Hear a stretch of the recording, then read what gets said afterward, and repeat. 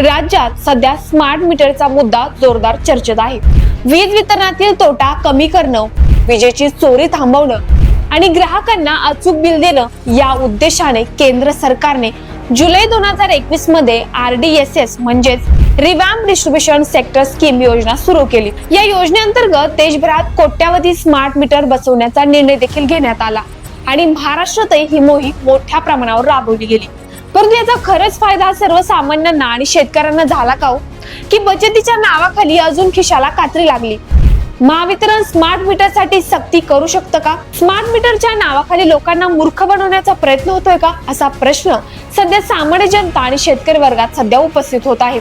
नक्की ही योजना कशासाठी होती, कोणाकडे कॉन्ट्रॅक्ट आणि किती प्रमाणात गेलं, नक्की फायदा कोणाला झाला, सविस्तर माहिती जाणून घेऊयात आजच्या महत्त्वपूर्ण व्हिडिओमधून. नमस्कार शेतकरी बंधू आणि भगिनींनो, पालवी ॲग्रिको मधून मी कृषीतज्ञ मोनिका रोडे आजच्या महत्त्वपूर्ण महावितरण वीज विषयक व्हिडिओमध्ये आपलं सर्वांचं मनापासून स्वागत करते.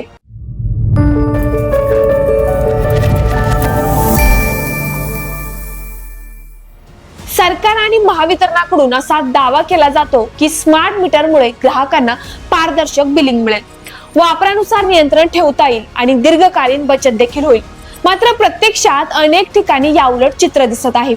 सामान्य ग्राहकांसह शेतकरी वर्गातून वाढीव बिलांच्या तक्रारी सातत्याने समोर येत आहेत. त्यामुळे स्मार्ट मीटर म्हणजे बचत की फसवणूक हा प्रश्न अधिक तीव्र होत चालला आहे. विशेषतः शेतकऱ्यांच्या दृष्टीने हा विषय अत्यंत महत्त्वाचा आहे. आधीच वीज बिल, सिंचन खर्च, उत्पादन खर्च यांचा ताण सहन करणारा बळीराजा आता स्मार्ट मीटरमुळे आणखी आर्थिक दबावाखाली येणार का, अशी भीती सध्या व्यक्त होत आहे. शेतीसाठी वीज हा अत्यावश्यक घटक असताना बिलिंग मधील कोणतीही अनिश्चितता थेट उत्पादनावर परिणाम करू शकते. दरम्यान राज्यात मोठ्या प्रमाणावर स्मार्ट मीटर बसवण्यासाठी विविध कंपन्यांना कॉन्ट्रॅक्ट देखील देण्यात आलं होतं. यात काही राष्ट्रीय आणि खासगी कंपन्यांसह मोठ्या उद्योग समूहांचाही समावेश होता. विशेष म्हणजे अदानी समूहाला मोठ्या प्रमाणावर मीटर बसवण्याची कामे देण्यात आल्यामुळे महावितरणाचे खासगीकरण तर होत नाही ना, असा प्रश्न सध्या उपस्थित केला जातोय.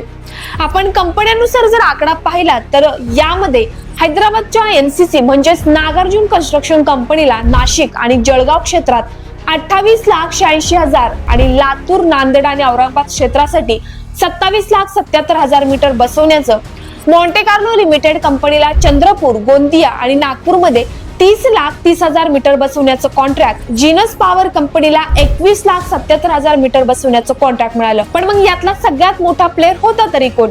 नाव सांगण्याआधीच बऱ्याच जणांनी नाव देखील ओळखलंच असेल, ते म्हणजे अदानी ग्रुप. अदानी ग्रुपला भांडूप, कल्याण आणि कोकण या विभागात 63,44,000 मीटर्स आणि बारामती, पुणे विभागात 52,25,000 मीटर बसवण्याचं कॉन्ट्रॅक्ट मिळालं. याची एकूण किंमत होती 13,888 कोटी रुपये. यामुळे काही तज्ञ आणि कार्यकर्त्यांनी देखील यावरती प्रश्नचिन्ह उपस्थित करत पारदर्शकतेची मागणी केली आहे. याशिवाय अनेक ठिकाणी ग्राहकांच्या संमतीशिवाय मीटर बसवले जात असल्याच्या तक्रारी सध्या समोर येत आहेत. काही नागरिकांनी आणि शेतकऱ्यांनी याला विरोध केल्यावर त्यांच्यावरती शासकीय कामात अडथळा आणल्याचे गुन्हे दाखल केल्याच्या घटनाही समोर आल्या आहेत. त्यामुळे ही योजना सक्तीची आहे का आणि ग्राहकांचे हक्क कुठे आहेत, हा प्रश्न अधिक गंभीर बनत आहे. राज्याचे मुख्यमंत्री यांनी सक्ती केली जाणार नाही असे सक्त आदेश दिलेले असताना देखील महावितरण टीमकडून अशा प्रकारचे कृत्य आणि गुन्हे दाखल करणे कितपत बरोबर आहे, हा देखील प्रश्न उपस्थित होत आहे. स्मार्ट मीटरची किंमत, त्यामागील खर्च, दिले जाणारे अनुदान आणि प्रत्यक्षात ग्राहकांवर होणारा आर्थिक परिणाम